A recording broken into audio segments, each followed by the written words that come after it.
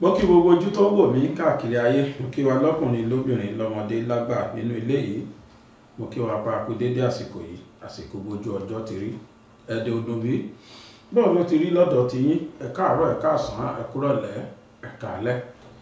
Àsìkò tẹ́yin bá wò mí ẹ kú dédé àsìkò náà. tó lóòrọ̀ yìí ohun tá a bẹ̀rẹ̀ lánàá òun náà ni a kọ̀ntínú lẹ́ni torí pé kọ́mẹ̀ntì pọ̀ gan lórí ọ̀rọ̀ àwọn Fúlàní tí wọ́n láwọn di Kristẹ̀. Ọ̀pọ̀lọpọ̀ mẹ́sẹ̀jì mi pé bàbá Gbàgede kò yẹ kẹ́ kàn sọ̀rọ̀ kọjá lórí ẹ̀ bẹ́ẹ̀, ó yẹ kẹ́ bá wa tú ọ̀rọ̀ yẹn palẹ̀, kò yẹ kọ́rọ̀ yẹn kú bẹ́ẹ̀. Ọ̀pọ̀lọpọ̀ dẹ̀ sọ pé àwọn òrò bèbí tí ẹ ṣe rò ó pé mo ṣe sọ yẹn lórí àwọn làkàyè ṣẹ̀ṣẹ̀ wá sọ pé òótọ́ mà ní géèmù làwọn ará bí ìplé. Mo jókòó ṣẹmọ̀ lánàá, mo ṣẹ̀ṣẹ̀ rí lọ́dọ̀ Yèyé Dára ni láàárọ̀ yìí, mo bó ṣe lórí fóònù mi, mo ṣáàrí full video yẹn gangan láàárọ̀ yìí. Mo wá wo gbára wọn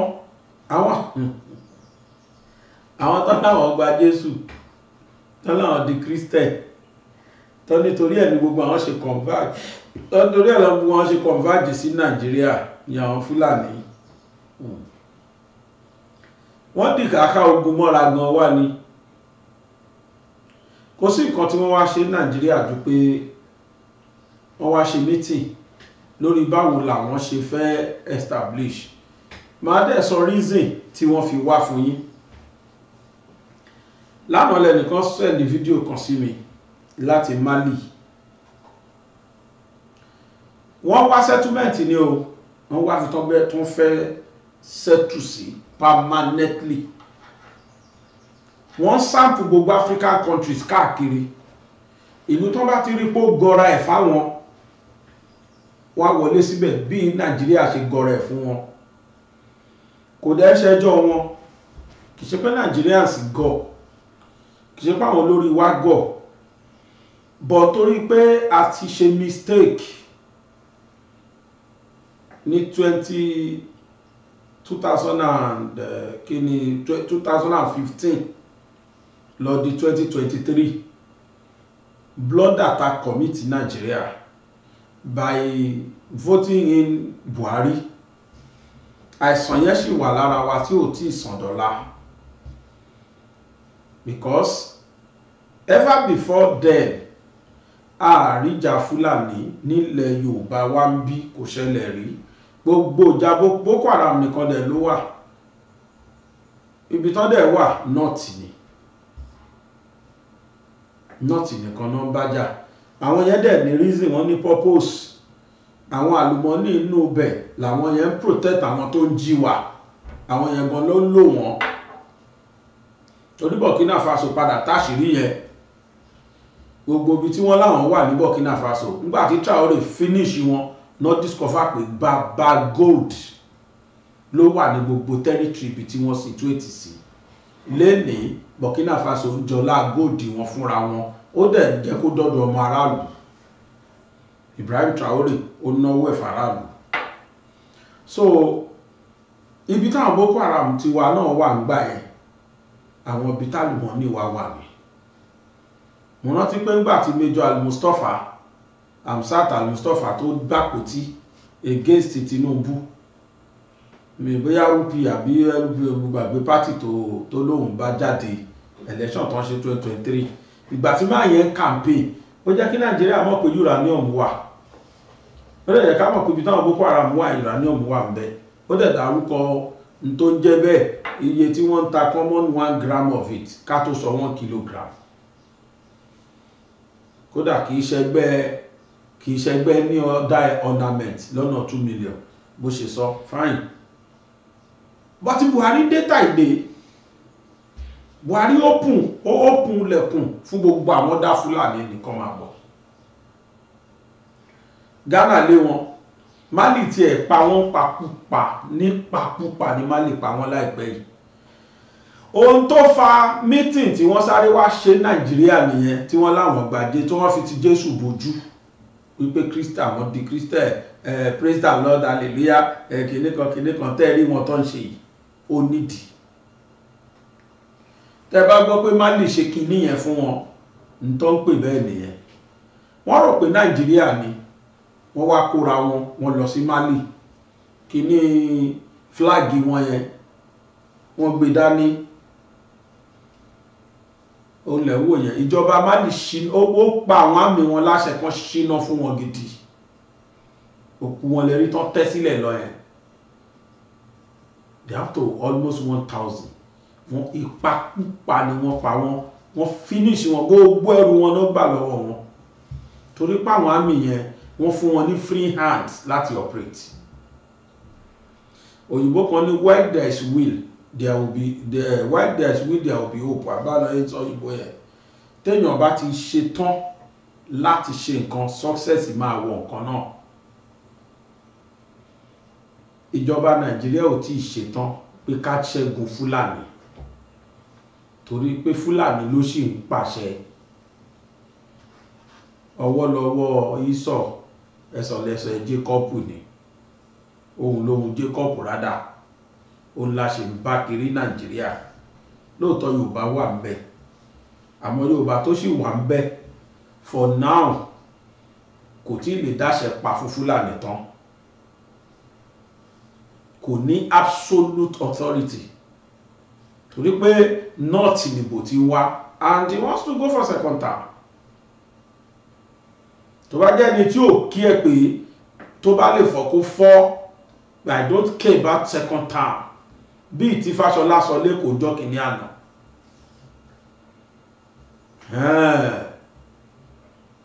Ẹ̀bà ríran wò, bọ̀ kò sí president tó débẹ̀ tí Fúlàní ò ní hold to ransom, because wọ́n believe pa àwọn làwọn ní voters power lọ́wọ́, because wọ́n believe pa àwọn làwọn ní largest population. Irọ́ dẹ̀ ni àwọn ọmọ Niger nǹkan àwọn neighboring countries tó ń kó wọlé, then àwọn underage not in vote ní population wọn ṣe pọ̀. Àìmọye ọmọ 8 years tó gba voters card. Gbogbo àwọn òfin tó mú àwọn àmsàlẹ̀ bí kò má wọn not. So tá a bá ṣe tán àwọn military wa kà wọ́n ṣùgbọ́n Buhari ó ṣògbọ́n débi pé àwọn military wa gangan ó ti infiltrate wọn. Ó ti lọ kó àwọn Fúlàní sáárín wọn, the so called repentant Boko Haram. Gbogbo wọn ti wà nínú àwọn àmì wa. Nígbà wo la wá fẹ́ filtrate wọn, gbà la fẹ́ jọ wọn, la fẹ́ ṣẹ́ wọn bẹ́ẹ̀ tó ṣẹ́ omi tá fi máa rí shaft kúrò lára grains. Àwọn wo l'original army tá a mọ̀ tí wọ́n wà patriotic àtàwọn Fúlàní àárín wọn mélòó la fẹ́ mọ̀. Ló fà á tẹ́ fi rí táwọn army wa fi dàbí tí ò lágbára mọ́. Tó bá lọ fún peacekeeping, army Nàìjíríà máa ń dá wà báyìí, wọ́n máa ń dá yìn Nàìjíríà army ni, torí wọ́n mọ̀ wọ́n pé ò gbọ́, they are very standard. But nísìn, since Buhari's era tó ti lọ kó the so called repentant Boko Haram sáàrin àwọn army wa, àwọn yẹn ti infiltrate wọ́n ti lẹ́ṣẹ́ ń rí wọn tó ń jí major, tó ń jí general gbé general, tó jẹ́ pé general ẹgbẹ́ wọn dá owó láti lọ fi rescue wọn. Why? Because n tó ń pè ní military Nigeria kì í ṣòdìndì mọ́. Now nígbàtí wọ́n dé Mali ṣì fún wọn gan tààrà, Mali pa wọ́n pàkúpà. Wọ́n ti ẹ̀ bá wọn wojú pé àjọjọ́ Áfíríkà kò sí tó kan Mali pẹ̀lú ẹ̀. Wọ́n mọ̀ pápá nírun ni wọ́n dẹ̀ finish wọn. Ìdí rèé tí wọ́n fi sáré kóra wọn jọ sí Nàìjíríà mọ̀, Nàìjíríà gbolè ó gbọ̀lẹ̀ ó gbà wọ́n láyè.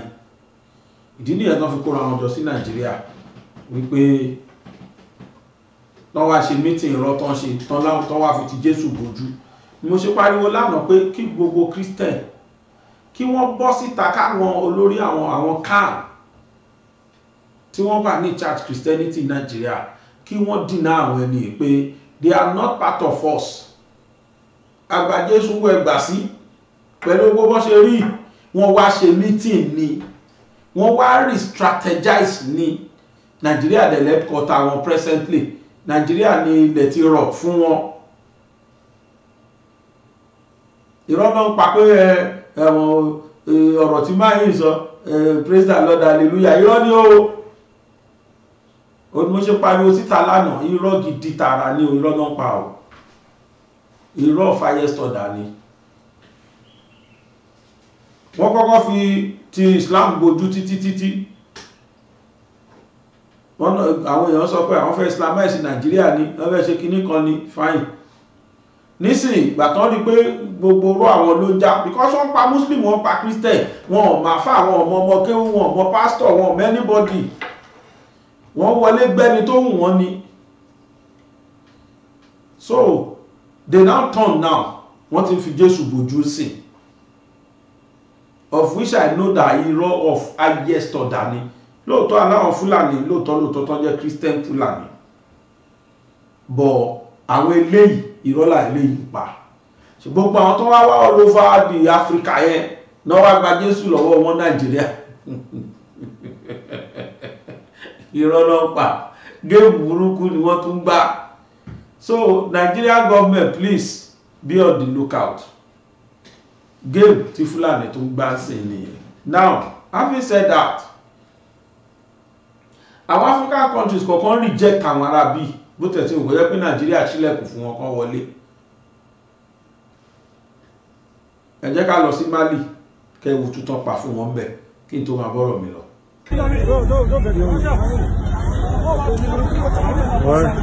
Jo, Karamoko, ça va?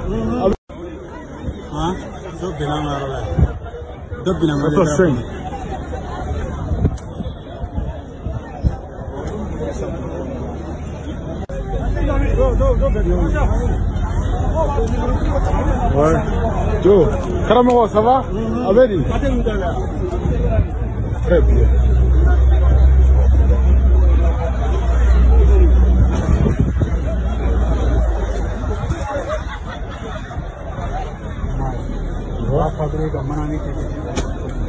Tout ça là, c'est le TNT. Il y a beaucoup de TNT dans cette fabrique.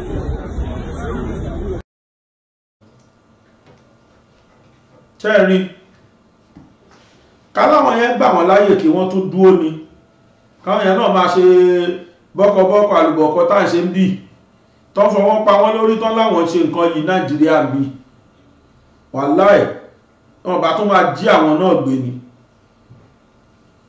Right up tí ẹni yẹn kọ sí kan tán gbà kan sẹ́yìn, ní the military junta of Mali wiped off terrorists that came from Nigeria to set up camps in Mali. The junta said their government and the good people of Mali don't tolerate terrorism like their neighbors do. Neighbors who Nigeria. Any terrorist who cross into Mali should consider himself or herself dead on arrival. Mali new slogan is, when you see something, please say something. This is an opposite of our own country, who's playing politics with terrorism at the expense of the lives of the innocent citizens. Tẹ́ni yẹn pọ̀ sí nìyẹn gbà kan sẹ́ndẹ̀ sí mi. Yẹn ní ẹjọ́ ọmọ Nàìjíríà tó wà ní Mali. Ó ní dead on arrival ni anybody wọn tó bá wọ̀lú Mali wá. Gọ́fíńmẹ̀ntì wọn ti fi lay down policy sílẹ̀. Ó rà wá báyìí. Gbogbo jáwọn ọmọ náà kẹ́ràn fún wọn kán máa sìn. Wọ́n bá pa kúrú tó pa gbogbo wọn lẹ́nu ọ̀rọ̀. Mo rẹ́rìn títí gbà tí mo rí yìí. Ẹ̀yin fáfàní ẹ̀yin tẹ́ wo fídíò yẹn lánàá. Fáfàní ẹ̀yin torí pé kìí ṣọ̀pọ̀lọpọ̀ ló wo fídíò yẹn. Mo fẹ́ kọ́ tuntun play láàárọ̀ yìí. Bẹ́ẹ̀ni ẹ ṣe sẹ́ndẹ̀ sí lánàá alọ́ mú wá lọ́tọ̀dọ̀ Yèyé Dára ni. Láàárọ̀ yìí sí ẹni ẹ ti sẹ́ndẹ̀ sí mi láti máa sọ ẹ jẹ́ ká wò gangan. Bàbá mi play ẹ̀. Everywhere. So this is hallelujah, glory to God. This is Evangelist Mocho in the desert Sahel of Fulani. So I'm here to bring report of what God has done in this 4 days program that we have here with the Fulani people.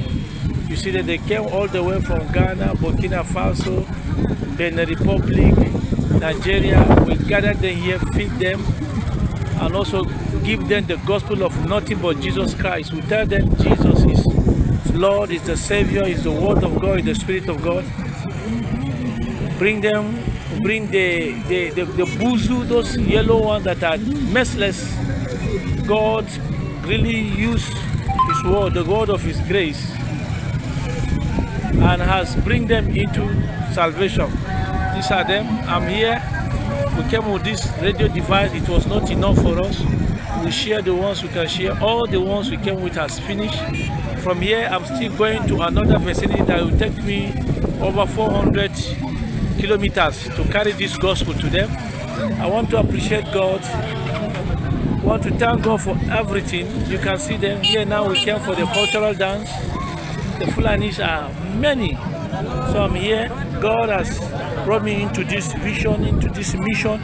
I want to thank all partners that has contributed. I want to tell you this is the dream of the Lord, and it takes a man of grace. So we are here to take over the Fulani people, preach their love, tell them about eternity, eternal life. This is all what I came here to do, and God has given us victory. Yes, you can see they are Luther everywhere. So this is what to carry the gospel to do. So whatever thing you give for this gospel is no small. There's a reward for everyone that carry the gospel. The good thing, they cannot come. You have to come and meet them, organize a crusade, spend millions to make sure that they come, give them transport, feed them. Some of them we paid money for them to go on computer, learn computer. Some we empower them to learn handwork. Some tell us God has given us the victory. By now I'm building a Bible school. I have 5 rooms now, adding more 4 rooms, so that when we preach to them, we take them for discipleship. So I want to thank God. I want to thank everybody that has contributed. I said this is the handwork of God, and you can see the souls that were given to Christ. We give God praise. Yeah, and I come to know that many people are taking our videos and posting it, doing as if they are the one in the desert. Anyone that will take his video should put his picture and let it show that it's there. Yeah, so these are the things. I'm in their midst. Left the comfort of my family. My program will stay a month here, but I got to discover that I will stay more than a month here, because from here I have other villages to go, other communities to go and minister this gospel, because the time is at hand. We are at the last hour, so we must make sure we win the last man. That's why our mission is one more soul, yes, to Jesus everywhere. They are drinking from the well of salvation. I want to appreciate God. I want to thank God. To Him be the glory. Thank you so much. God bless you. God keep you. This is Evangelist Watchman. They are reporting from the Sahel. Today is August 28th of 2025. Yeah, I will be in this Sahel till September, and then October, return back, come back. I've been doing this work since 2021. Going about, so hundreds of Fulani we have converted them. Thousands, yes, let me not be told, thousands we have given them Christ. So now we are trying to see how we can establish it. So we thank God and thank everyone that made it possible. The Lord bless you. You can see them. Yeah, thank you.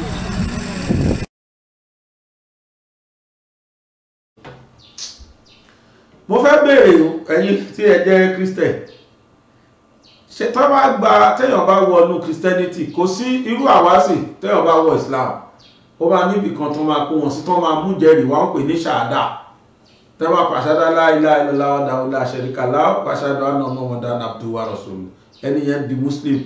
Téèyàn bá di Christian, kò níbi kan tó ti máa ṣòwò wọn pé mo gba Jésù ní olúwa àti olùgbàlà wa, ó yẹ kó wà náà. Then wọ́n náà wá preach gospel, àwọn tó preach ẹ̀dà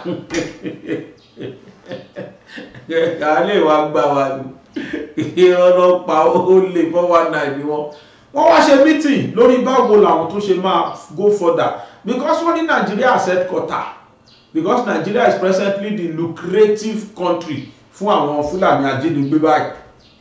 Ẹ̀wọ̀n billions ìtàn rí bí báyìí, 3 trillion pàápàá, kódà wọ́n rí ju bọ́jẹ̀tì Nàìjíríà lọ lọ́dún. ní tára bí yẹn rí lórí Nàìjíríà nìkan, lórí àwọn owó tí wọ́n gbà lọ́wọ́ àwọn Nigerians tán bá jí gbé.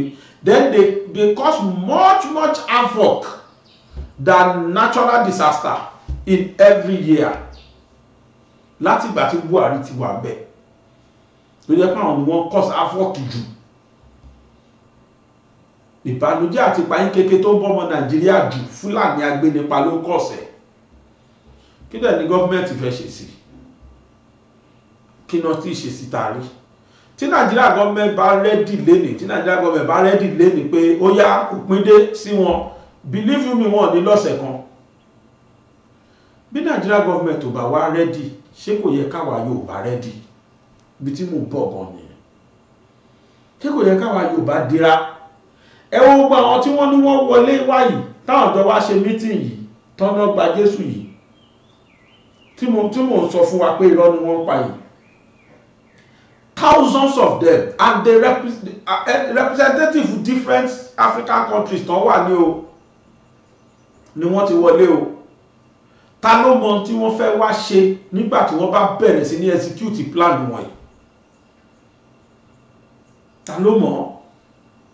Làwọn Yorùbá ò ṣe gbọ́dọ̀ sùn, la ṣe gbọ́dọ̀ dira lẹ̀ kí wọ́n tó dé. Ṣùgbọ́n sáwọn ọba wa tó ń dìdàdú kínní oríṣiríṣi là ń gbọ́. In fact, mo tún rọ́bà kan gbàgbé ìlú náà tí ẹ̀ náà tún sọ kábàkàbà tí Awíkókó dá lóhùn láìpẹ́ yìí. Àwọn ọ̀wà yìí ń bojọ́wò la fẹ́ gbé àwọn yẹn tìta fẹ́ fèsì reality. Ara strategy ti Fúlàní ní everyday lélẹ́yìí. Ara strategy tán ní everyday ní. Ẹ bá mi pé ọba Ọwádé kí wọ́n wá gbọ́ tuntun tọkàn mi sọ pé kí n sọ jáde láàárọ̀ yìí. Ìtàn sọ fún wa pé the same Fúlàní ni wọ́n destroy Ọ̀yọ́ àkọ́kọ́. Ọ̀yọ́ tó ti establish tó ti empire ńlá, Fúlàní ló destroy ẹ̀. The same set of àrọmọdọ́mọ Fúlàní yìí again ni wọ́n tún strategize yìí. Bàbá wa Ọwádé, ó dá kẹ́yìn náà strategize. Táàrà bí ìbá gbógun yẹn dé, kí ni báwo lẹ ṣe fẹ́ kàńtà wọn, báwo lẹ ṣe fẹ́ kàńtà wọn, báwo lẹ ṣe fẹ́ destroy wọn, báwo lẹ ṣe ní àlá wọn kí wọ́n tún invade the current Ọ̀yọ́ tẹ́ wà yìí. I believe this is what's supposed to be your priority. Ṣé ti ní strategy táwọn ẹni yẹn strategize? Kí lẹ̀ ṣe? Ṣé ṣì jókòó ẹ̀ ń wo pé mi mo jùlọ ìwọ ló jùlọ títí kára bí yẹn máa fi kayín mọ́? Àbí kí ni ẹ̀ ń ṣe lọ́yọ̀ọ́? I am just calling. Ẹ̀wọ̀ èébú kọ́ lélẹ̀. Ọpẹ́lọpẹ́ Ìbàdàn jọ́kì ní àná ló gbalẹ̀ Yorùbá lẹ̀ o. Ló gba ilẹ̀ Yorùbá lẹ̀. Otherwise, in táwọn ìkọlà bá máa wí. Ọpẹ́lọpẹ́ àfẹ́bá ń gbọ́ pé wọ́n jagun jálumi, wọ́n jagun jálumi. Àwọn balógun Ìbàdàn, àwọn lógún Ìbàdàn ni wọ́n lead o. Strategy tí wọ́n dẹ̀ mú wá ló work tán fi lọ ká wọn mọ́ Ìníṣà mú ẹ rántí. Tán fi lọ ká wọn mọ́ Ìníṣà bí tán ti jagun jálumi. Ọpẹ́lọpẹ́ strategy tí wọ́n mú wá. Tọ́ bá ní kọ́ fèsì Fúlàní wọ́n bọ̀ pọ̀ máa win àwọn, wọ́n ti try ẹ̀ wọ́n lose. In fact, a matter of fact, only one try ẹ̀ ló yẹ jẹ́ kó ránṣẹ́ sí Ìbàdàn pé tó ẹ gbà wá o, ẹ fọ ogun ránṣẹ́, ẹ tọ́kọ́ fi ránṣẹ́ wọ́n fi lánu, ẹ tọ́jú ránṣẹ́ fi lánu, ẹ lómítọ̀ tún fi ránṣẹ́ ìyẹn nípa agbára wò káwọn ló fi ránṣẹ́ padà pé ẹ gbọ́ gbogbo yín ẹ máa ṣí gọ̀gọ̀bọ̀. Káwọn yẹn tó wò pé ogun tá à ń wò yìí á gbọ́dọ̀ face àwọn ilé, we have to re-strategize. Kóra wọn sóṣogbo, wọ́n re-strategize. Wọ́n wò pé òru ní ká lọ bá wọn. Torí pé jẹ́nu òkun ń tá máa fi dára wa mọ̀ tá bá ti ríra wa. Ẹ sá máa sọ pé mélòó lówó odò, èèlò lówó odò. Tí n bá ti gbọ́ ọ̀rọ̀ yẹn máa ti mọ̀ pé ara wa ni. Ibi omi yẹn la máa wọ́ lọ ká wọn mọ́bi tán kámpù sí. kan tó gbẹ̀yìn wọlé sí Fúlàní lára kan tó finish wọn. Ọ̀yọ́ ò ṣe bẹ́ẹ̀ o, kì í ṣe pọ́yọ̀ lágbára, wọ́n ti kọ́ńkà Ọ̀yọ́ gbogbo báyẹn. Wọ́n ti kọ́ńkà Ọ̀yọ́ àkọ́kọ́ ti kọ́ńkà ẹ̀ láti ibẹ̀ wọ́n fẹ́ finish gbogbo ilẹ̀ Yorùbá ni. Ìbàdàn strategize tiwọn, Olúbàdàn tí ò tí gorí oyè tí ń fohùn lẹ̀ gbogbo ẹ̀yin tẹ́ jẹ́ olórí tún kọ̀ọ̀kan security ìlú Ìbàdàn dọwọ́ yín. Èmi fúnra mi, èmi náà ready. Ṣọba tó ń sọ bẹ́ẹ̀ àjẹ́ kí gọ́fúnà gbádùn. Bẹ̀tí nígbà tẹ́yìn dé sí tó jẹ́ jàgbàlẹ́jà mo ń fi àsìkò yìí sọ fún yín ní sàpé ẹgbẹ́ jàgbàsẹ́gbẹ́ kan Fúlàní tí tún ń bọ̀ lẹ́lẹ́ẹ̀kejì. Tí mo sọ fún yín nìyẹn sà, Fúlàní tó ti ń bọ̀ lẹ́lẹ́ẹ̀kejì wọ́n tó ti ń re-strategize. Ọ̀nà Christianity náà fẹ́ gbà wọlé this time. Wọ́n ti gbọ̀nà Islam wọlé wọ́n rí pé kò wọ́ọ̀kì fáwọn. Wọ́ọ̀kì ẹja tó tàn wọ́n, ẹja ní gospel àwa preach. Gbogbo àwọn Fúlàní tẹ́ nídìí all Africa yẹn gospel àwa preach fún wọn. Irọ́ ni o. Another strategy ni wọ́n tún strategize. Who knows? Bóyá ọjọ́ kan ni wọ́n fẹ́ dé ní bàbá Èṣùà tí wọ́n máa wá bo ilẹ̀ tágbára ò ní ká mọ́. Ìtó dáa jù Yorùbá ní ó ń bọ̀ àwọn ládẹ́ẹ̀dẹ̀ gbogbo ẹni ọba kọ̀ọ̀kan nílẹ̀ káàrọ̀ òjíire aláké ilẹ̀ Ẹ̀gbá kí ilẹ̀ ń ṣe láti kojú wọn tí wọ́n bá dé lójijì. Kábíyèsí Olúgbélé ti Ìlárò kí ilẹ̀ ń ṣe láti kojú wọn tó bá dé lójijì. Ẹ̀yin ọba tó kù tá dárúkọ kí ilẹ̀ ń ṣe láti kojú wọn lójijì. Àwọn máa ń dé bí olè lóru ni o.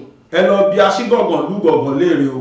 Nígbà tí wọ́n dé bàbá yẹn náà gbọ́ lọ́lọ́ba àwọn ọba o. Ó láwọn tó bá lọ́gán tààrà o. Ẹ lọ bí wọ́n léèrè lóńdó, ẹ lọ bí wọ́n léèrè káàkiri níbi táwọn Fúlàní ti fọwọ́ bá. Àbáwọn Yewa ni kán sọ, àbáwọn Ìjẹ̀bú. Fúlàní ò mẹ́nibọ̀dì. Ó láṣẹ ń pẹ̀yìn tẹ́ ẹ jẹ́ olórí nílẹ̀ Yorùbá pé àsìkò jakọ́lé léyìí. Àsìkò gbàtà máa pàtàn Ọbàtálá lójú Ọọ̀ni lójú kan Aláàfin lójú. Àsìkò yẹn kọ́ yìí, let us put that aside. Tí Fúlàní bá strategize kí Yorùbá náà máa strategize that our own territory we must protect it. Ó ní mo ṣe ló ta ló wà ní ọgbà náà lánàá. Àgbájọ ọwọ́ báyìí Yorùbá sọ pé a fi ń sọ̀yà.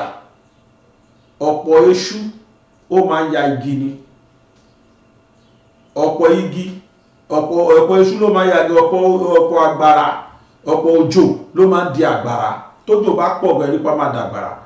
Ọ̀pọ̀ agbára ló máa ń padà dòdò ńlá torí tó àgbàrá ńlá bá yáwọ́ dò máa tóbi sí. Ẹyọ ìgbálẹ̀ tó bá dára ẹ̀yọ kò sí bó ṣe lè lágbára tó, kò sí bó ṣe lè ṣọ́ra tó sà. Aráyé máa ṣẹ́ṣẹ̀kúṣẹ̀ ni torí nígbà tó bá lo sísan rẹ̀ tó bá pin pọ́n láráyé máa ṣẹ́. Ṣùgbọ́n àwọn ọ̀gbálẹ̀ tó tírítírí tí wọ́n bá ṣùpọ̀ ẹni máa ṣẹ́ wọn lẹ́ẹ̀kan ṣọ́ á máa ṣiṣẹ́ àfi tán bá yàdá tí wọ́n. Bẹ́ẹ̀ ló ṣe yẹ káwa Yorùbá ṣe o, àwa ọmọ káàrọ̀ òjíire. Ọ̀rọ̀ káàrọ̀ òjíire yẹn mo gbọ́ lé nínú fídíò kan pé Ifẹ̀ ni wọ́n ti kọ́ sọ nítorí pé ibẹ̀ lójúmọ́ ti mọ́ wá. Ìdí dẹ̀ nìyẹn tó fi ń ṣọdún ọlọ́jọ́ pé ibi tí ọjọ́ ti bẹ̀rẹ̀ Ifẹ̀ ni wọ́n ṣe ń ṣe ọdún ọlọ́jọ́ nífẹ̀. Pé káàárọ̀ àjíire bí ìlú Ifẹ̀ ló ti kọ́ wá. Ló ti jẹ́ pé àwọn ọmọ Yorùbá àwa ìran yìí wọ́n mọ̀ wá sọ́mọ káàárọ̀ òjíire. Káàárọ̀ àjíire bí o.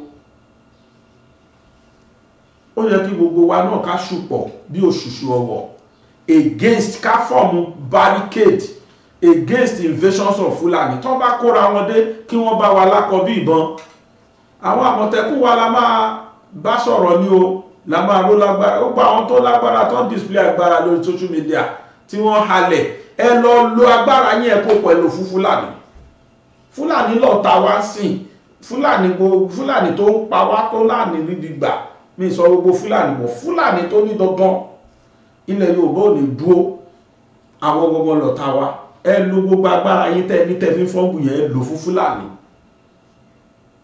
Owó yín tẹ́ halẹ̀ lọ́tún halẹ̀ lósì àwa lológun àwa lálágbára ẹgbẹ́ irọ́ ní ọ̀lẹ gbogbo yín tẹ́ bá já lágbára ni kò yẹ kó kú Fúlàní kan nínú ìran yìí. àwọn bàbá tànà wọn dúró de gọ́fìmẹ̀ntì àwọn tá à ń sọ yìí pé wọ́n padà ṣẹ́gun Fúlàní gbógun yẹn dé àwọn repel wọn ni because gbogbo wọn pa ẹwọ́rú sínájì yẹn ó bẹ̀rẹ̀ látọ̀yọ́ wọ́n kóra ọbọ̀ láti Ìlọrin wọ́n dé Ọ̀yọ́ tí ilẹ̀ Yorùbá bá ń pàtàn fúnra wọn gbà yẹn báwa ṣe ń ṣe lénìí wọ́n ti gba Ọ̀yọ́ rẹ̀ dì wọ́n wá ń bọ̀ nílẹ̀ Yorùbá tó kù ṣé wá lè ránṣẹ́ sí Ìbàdàn pé máa bọ̀ o ẹ wá gbà wá o ẹ́gò ní jẹ́ ẹ́gò tá a gbé wọ̀ sí ìgbéraga tá a gbé wọ̀ sí èmi ni mo ju ẹ̀wọ̀ kọ́ lójú mi tá a gbé wọ̀ sí kò ní jẹ́ ká lè ránṣẹ́ sí ìran tó kù pé máa bọ̀ o Ọ̀yọ́ ẹ̀rẹ̀ Ìbàdàn máa bọ̀ o Abẹ́òkúta ó yẹ dìde ẹgbẹ́ gbogbo àní lè ṣe bẹ́ẹ̀ torí a máa wò pé àwa ẹ̀páyà àwa kìíní kan ká máa wá pe àwọn tó kù níjọ́ la fẹ́ ṣe yẹn gbà ẹyọ ọ̀gbálẹ̀ ládẹ̀ máa dà tó dáyọ tó dùn póun tóbi kò sí bó ṣe lè tóbi tó ara yá ṣẹ bọ́ tí gbogbo wa ń sìn tá a bá sọra wa dọ̀kan ìfún gbogbo Ọ̀yọ́ tó ń pera wọn fáwọn ìṣọmọ Yorùbá Ọ̀yọ́ ọmọ àwọn nìkan làwọn ní Yorùbá kìíní kan let every one of us come together we should bury the hatchet first ká kọ́kọ́ face common enemy tó bá lójú ṣúṣù fùrọ̀ a máa padà là ká má sọ ohun ká má sọ tẹ́nikẹ́ni sọ bàbá wa ló bá wí bàbá wa ló ń bú what is that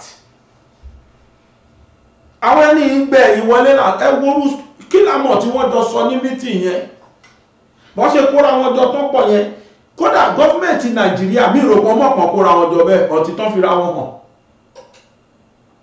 níbo lẹ́mọ̀ tán kó jọ sí kí lẹ́mọ̀ tán ṣe ní mítì tán ṣe yẹn they only show themselves to us káwọn èèyàn lè mọ̀ páwọn wà o géèmù tán gbá nìyẹn tẹ́ bá mọ̀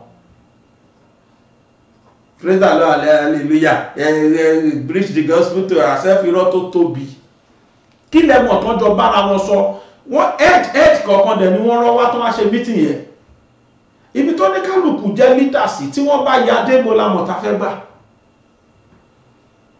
that is why tó fi jẹ́ pé àwọn tá a fi ṣe olórí nílùú wa ilẹ̀ káàró-òjìrè ìjà kan ló kàn kó tí ẹ̀ yẹ kó tí ẹ̀ jẹ́ ọba kọ̀ọ̀kan nù tá a wà yìí àfi tó bá jẹ́ pé lóòótọ́ ó lọ́ba yẹn ò sí fún ìran yìí tó jẹ́ Fúlàní ni wọ́n support ọba tí ó bá support Fúlàní ọba náà kì í ṣàsìkò tó yẹ kó jàre o pẹ̀lú anybody ẹ jẹ́ kó ní kálukú parí ìjà lẹ́mìí ààrẹ ká jọ face common enemy which is Fúlàní otherwise màá fẹ́ believe pé lódodo Sókótó ló rán wọn ṣẹ́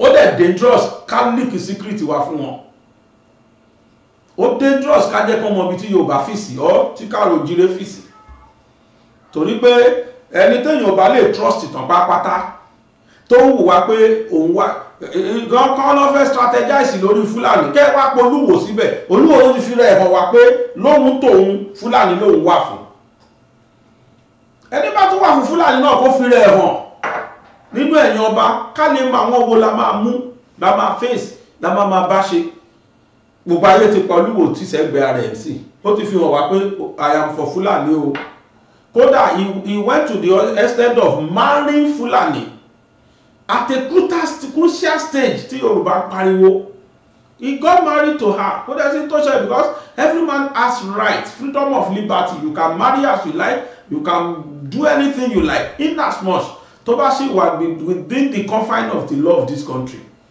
you are free so ó free láti fẹ́ tóun but at the detriment of your race àwọn náà láti pa wọ́n run pò nílùú wa àwọn kan ṣẹ̀ṣẹ̀ wá lọ kó wọn wá Olúwo even said it then nígbà tí ọ̀rọ̀ yẹn le tí wọ́n pa wọ́n gọ̀gàn ó lẹ́ni tó bá ti lé nú ẹ̀yìn Fúlàní ó lẹ́ máa bọ̀ níwò mo ráyè fún 1000 Fúlàní afẹ́ kí ìlú wò pọ̀ ẹ bá fẹ́ kí ìlú wò pọ̀ ṣé Fúlàní ṣé Fúlàní lẹ́yìn máa fi kún lù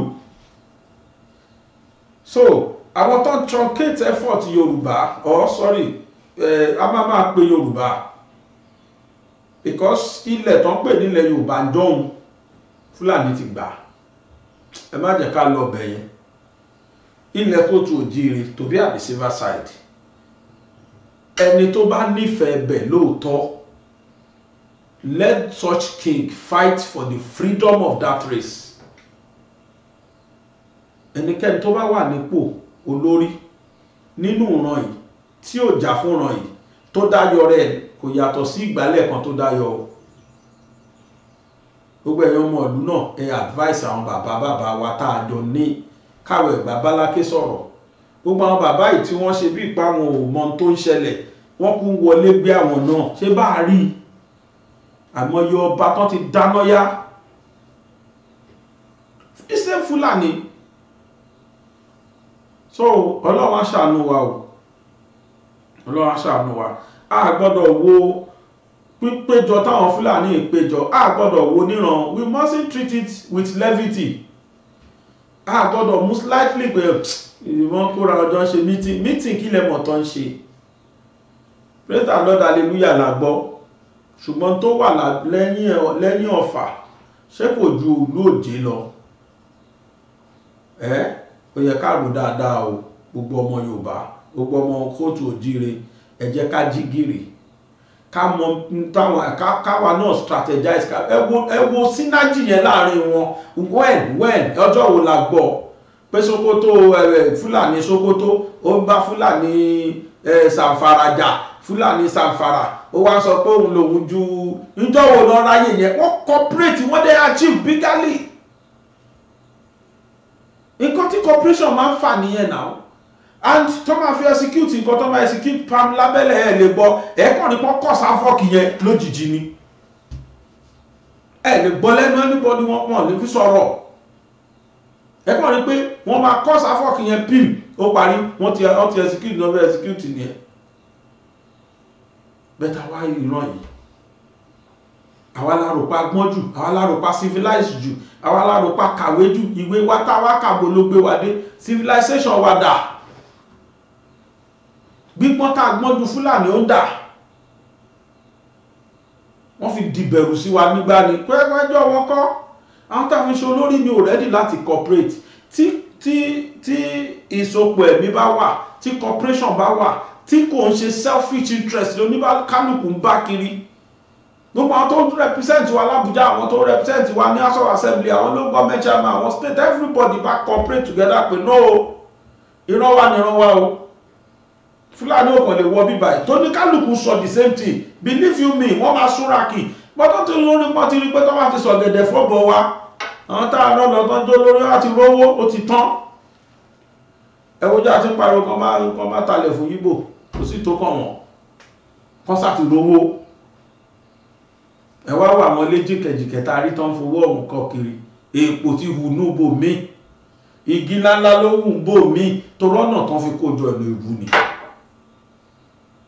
wọ́n yàtọ̀ fún Júdásì tó ta Jésù lọ́gbọ̀n fàdákà ṣó wá fi ṣe wọn rí ṣó náà rí that's was it wọ́n yàtọ̀ gbogbo ẹni bá ti tó ta ìran ẹ̀ nítorí owó àbí torí ẹ̀ blọọkù tán promise wọn àbí torí anything tọ̀hún kó mọ̀ pé Júdásì lòun láàrin 12 disciples kó mọ̀ pé òun ti di Júdásì in tó dẹ̀ ṣẹlẹ̀ sí Júdásì máa padà ṣẹlẹ̀ sóhun náà gbogbo ẹni bá ti ta ìran ẹ̀ tó gbowó ọ̀yà lórí ìran ẹ̀ tó ń ṣojú ẹ̀ pa ìran ẹ̀ tó dẹ̀ gbowó ló wọn lórí tọ̀hún ti di Júdásì irú ìdájọ́ tó wá fún Júdásì ló máa wá fún òun náà kò jù bẹ́ẹ̀ lọ. Secondly etí tó bá gbà lọ gbọ́dọ̀ gbà bọ̀ mo fẹ́ kí gbogbo ẹ̀yin tẹ́ wà ní ìcháàjì lẹ́kọ̀ọ́ ìmọ̀ bí local government chairman ló ṣiṣẹ́ yẹn ni o bí governor ni I wouldn't know but I saw a very good development ní ibi tí wọ́n ti ń ta páàtì mọ́tò lẹ́kọ̀ọ́ tí wọ́n ń pè ní Ọ̀làdìpọ̀ market tó jẹ́ pé from A to Z Igbo ló dominate. I could remember pé 2021 mo wo fídíò kan mo wà lẹ́kọ̀ọ́ mo lọ ra nǹkan ní Ìkẹjà ni mo wo fídíò yẹn ọ̀dẹ tó ń bá mi tún fóònù ṣe ń bẹ̀ ni mo ti wo fídíò yẹn ni máa nǹkan wá fi ẹjọ́ sùn lórí Facebook pé ẹ̀yin ìjọba wa ibi tẹ́ ẹ bá ayé jẹ́ yóò dá o kíní kan o ṣódà ó ní trade fair lòun ti ń tajà ó lóhun wọ́n dẹ̀ ṣó fídíò yẹn pé òun pẹ̀lú ìkànnà ọmọ Yíbò làwọn jọ ní gbólóhùn asọ̀ ó ló kúrò ní ṣọ́ọ̀bù ẹ̀ ó wá ṣe nǹkan kan ní ṣọ́ọ̀bù òun fẹ́ sí ṣọ́ọ̀bù wọ́n gbé ṣíà good mo ti rántí story yẹn dáadáa wọ́n gbé ṣíà sẹ́nu ọ̀nà ṣọ́ọ̀bù ẹ̀ wọ́n ń ta draft láàárọ̀ ó lóun wá fẹ́ sí ṣọ́ọ̀bù Ìgbò gbé ṣíà sí ẹnu ọ̀nà ṣọ́ọ̀bù Yorùbá wọ́n ń ta draft wọ́n wá fẹ́ Yorùbá wá fẹ́ sí ṣọ́ọ̀bù ó wá sọ fún wọn pé ẹgbẹ́ ṣíà yín kóhun ráyè wọlé torí pé ìkan nínú wọn tọ́jọ́ ta draft jẹ́ executive trade fair yẹn ó ní máa yẹn rúdù sóhun wọ́n dẹ̀ gbé máa yẹn lọ sọ́dọ̀ chairman wọn Ìgbò executive Ìgbò nígbà tí wọ́n máa dájọ́ ẹjọ́ tí wọ́n dá fún máa yẹn ni pé kó lọ lu ọ̀sẹ̀ méjì ilé kò gbọ́dọ̀ sí ṣọ́ọ̀bù for 2 weeks máa yẹn wá Yorùbá ni ó wá ń pariwo lórí social media lórí Facebook pé ṣó dáa ẹ wo bí tẹ́ ẹ bá wa délẹ̀ Yorùbá ṣó dáa bẹ́ẹ̀ bàbá Sanwó-Olú ẹ bá ṣe tó bá dá sí ìyẹn wá pariwo gbogbo àwọn ayé fàmílétè tutọ́ ni tí Yíbò ń jẹ lẹ́kọ̀ọ́ most of àwọn ọjà tí wọ́n wà ló jẹ́ páwọn náà jẹ́ executive bẹ́ẹ̀ and due to the fact páwọn náà jẹ́ executive yẹn the way tó fi ń rule iron hand náà fi ń rule tẹ́ni tí bá ṣẹlẹ̀ láàrin àwọn ẹ̀yà tó kù ẹ̀yà tí wọ́n náà máa dá láre. Now nǹkan kan ti ṣẹlẹ̀ ní Ládìpọ̀ mo rí lánàá mo rò pé yes this is good example, at least we have start from somewhere. Just started ní ká lò èmi ò mọ òyìnbó mi ń gbóyìnbó at least ìgbésẹ̀ tó dáa ò ní ìgbésẹ̀ yẹn. Wọ́n ní breaking news, the leadership at Ladipo market. Ohun tó ṣẹlẹ̀ ni pé wọ́n dá gbogbo àwọn executive wọn rú ní Ladipo yẹn tó jẹ́ kìdá Yíbò ló dominate. Èèyàn bá wá pàtì èèyàn bá Ladipo ká tó ní pàtì mọ́tò.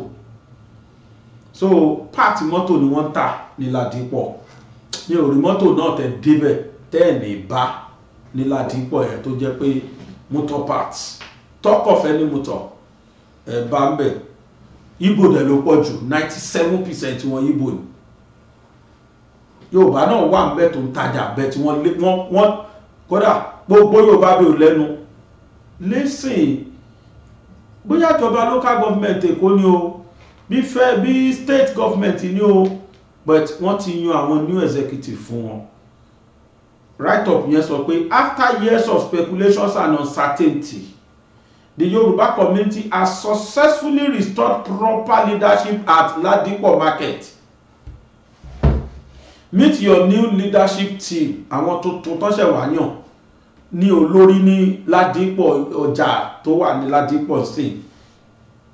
Chairman Barrister Femi Martins tó jẹ́ ọmọ Yorùbá. Secretary Mr. Tope Olowoyeye. Board members Mr. Babatunde Ige, Mr. Ajibade Ojo Olajoku and Mr. Emmanuel Dike. Igbo kan ṣo tó wà ńbẹ̀ nìyẹn ní board member. Emmanuel Dike yẹn nìkan ni wọ́n return. Wọ́n dẹ̀ wò dáadáa, wọ́n rí pé kò wà tribalistic. Gbàrà tí wọ́n yan àwọn tí wọ́n yan, ẹ bá mi show picture wọn. Gbàrà tí wọ́n yan àwọn tí wọ́n yan àwọn executives wọn lè rí. Gbàrà tí wọ́n yan wọn tán làwọn ọmọ Igbo bá yarí. We are leaving this market. We are going back to Aba. Àwọn èèyàn dẹ̀ ti sọ fún ọ bóyá ẹ máa lọ Aba yìí, ẹ lọ develop Aba. Látijọ́ ìgbógbó pòtàkà ìkìdá Igbo ló máa dominate. àwọn náà máa wà board member, àwọn náà máa jẹ chairman, àwọn náà máa jẹ vice, àwọn náà ń pàṣẹ. Kódà government policy míì tó bá ní kò ní dúró, go to Ìkẹjà. Yorùbá wà ní Ìkẹjà bẹ̀tẹ̀ ẹ lè mọ̀. Import dominate everywhere. Computer village mo sọ ní Ìkẹjà. Igbo gbogbo ilé tó wà bẹ́ẹ̀ ó ti gbà tán. Igbo ni. Bẹ́ẹ̀ Yorùbá ní ṣọ́ọ̀bù bẹ́ẹ̀ wà lè rí Yorùbá ẹ̀ kó lẹ́nu. The same thing ní Alábà. Means Alábà ràgó Alábà kan tí ń ta electronics. Go there. Àwọn náà dominate. This is what we are saying. Àwọn náà ní ọjà ńláńlá nílùú wọn. Yorùbá kan ṣo sí lẹ́sẹ̀ títí. Yorùbá sá ń tajà ń bẹ̀. Yín tí wọn ò ní gbà ni wọ́n fi lo àwa lù wá. Ṣé ló gba àwọn àdókè attitude yìí? It's high time we stop it. We should reclaim our territory. Ẹ jẹ́ lo àwọn èèyàn lè fẹ́ gbọ́, ẹ jẹ́ lo òyìnbó Dúpẹ́ Onídìrí. Reclamation, we should reclaim. Reclamation gbọ́dọ̀ ṣẹlẹ̀ sílẹ̀ Yorùbá. We should reclaim our territory. Kì í ṣe Lagos state nìkan ló ti ń lọ bẹ́ẹ̀. Ẹ̀yin náà ẹ wo state tẹ̀wà tó jẹ́ ilẹ̀ Kóòtù Òjìrè. Ẹni pé kò sí yàtọ̀, ẹni pé bó ṣe lọ káàkiri nìyẹn. So in tá ń sọ yóò kì í ṣe tribalism. Ẹnìkan ní you are fueling the flame of tribalism. You are fueling the flame of tribalism. Mo kàn rẹ́rìn, mo ṣe gbọ́ tẹ́ni yẹn sọ. I just laugh. Àwọn nǹkan tá a sọ yóò ń ṣe tribalism. We are talking of reclaiming our territory. Ọjọ́ wo la fẹ́ bọ́m̀bẹ̀ aago mélòó lọ́jọ́ wo nígbà wo? À ń fi àwọn ilé ìpè àwọn tí wọ́n jó lórí àtàwọn tí wọ́n wà nípò àfipè wọn ṣàkíyèsí ni. It's high time we put stop to this, and it's high time we cross our teeth and dot our eyes. Yíbò lọ́tùn, Fúlàní lósì, àwa nìkan wà láàrin. Àsìkò reality la wà yìí o. Àsìkò tá lè bára wa sòdodo ọ̀rọ̀ òun náà la wà yìí. Àwa sọ ń bí torí pé láti tàwa jí ni. A sọ̀rọ̀ sọ́ba kankan, a fi ń pe àwọn bá wa ṣàkíyèsí ni. Kì í ṣàsìkò jalélé, kì í ṣàsìkò ìmá pàtàn ní. Ṣé ẹ rí tàn pàápàá ó ń divide wa dàn bó ṣe ń unite wa. Àwọn ọ̀tàn táwọn èèyàn sọ yẹn ó ń divide wa dàn bó ṣe ń unite wa. Tẹ́ bá gbọ́ tí mi bá sọ ìtàn mi bí kẹ́ bẹ́ orí ẹ̀. We should stop all this. Unity la need this thing. Can't let's strategize against common enemy. We don't want disunity. Gbogbo kan tó bá máa disunite wa, let's forget about it. Wá àtàbá wá sọ táwọn kan sọ pé dandan sẹ́ẹ̀. Aláàbáyín ṣe okay kápá wọn ti ṣàyé wọn. But we should be very wary of them láti jẹ́ kó mọ secret wa. Kò jù bẹ́ẹ̀ lọ. Ọlọ́run á yọ́nú sí wa o.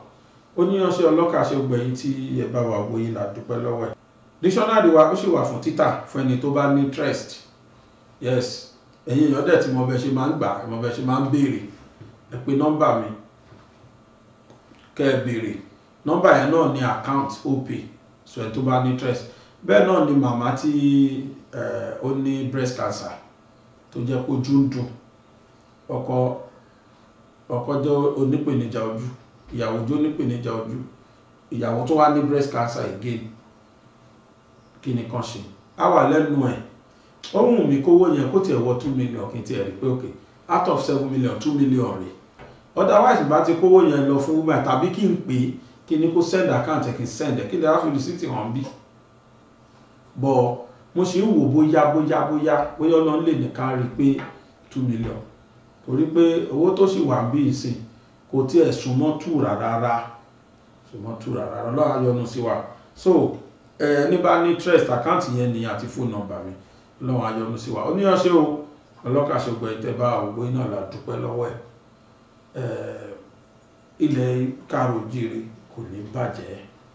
Ẹ jẹ́ tún fàsìkò yìí bẹ̀ bàbá wa Aláàfin Ọ̀yọ́, mo fọlọ́ọ̀bẹ̀ yìí bàbá, ẹ ṣe báyìí, ẹ jẹ́ kó gun omi gbogbo tó bá ti wù kó ti ṣẹlẹ̀ sẹ́yìn, ẹ fi yá Ọlọ́run, ẹ wò pé nítorí ìfẹ́ ìlú yìí ni gbogbo ẹ̀ ṣe ṣẹlẹ̀ sí yín.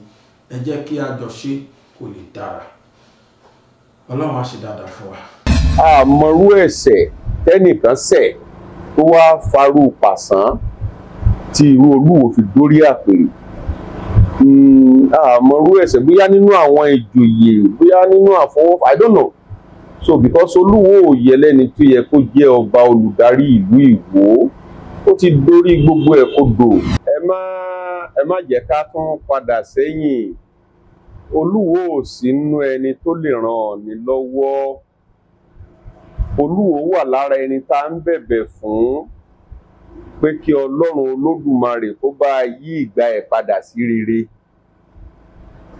Kí Ọọ̀ni tó dé orí àpèrè ọba lọ́ọ̀ni ti ń jọ́ Ọọ̀ni.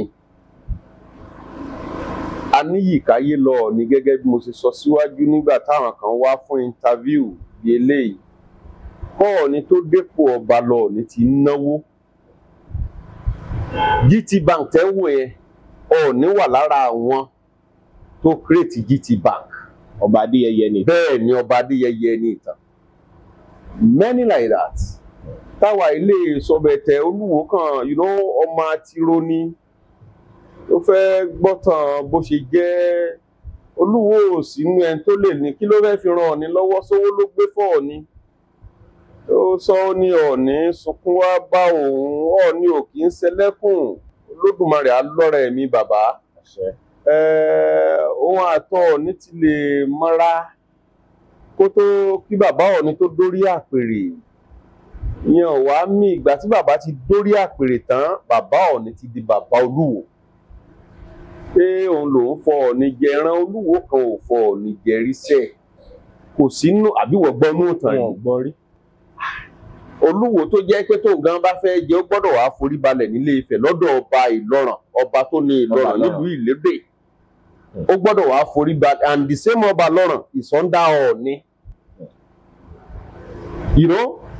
Olúwa wá forí balẹ̀ ńbẹ̀, and ọba Ìlọràn tí Olúwo wá forí balẹ̀ lọ́dọ̀ ẹ̀ is under Ọọ̀ni.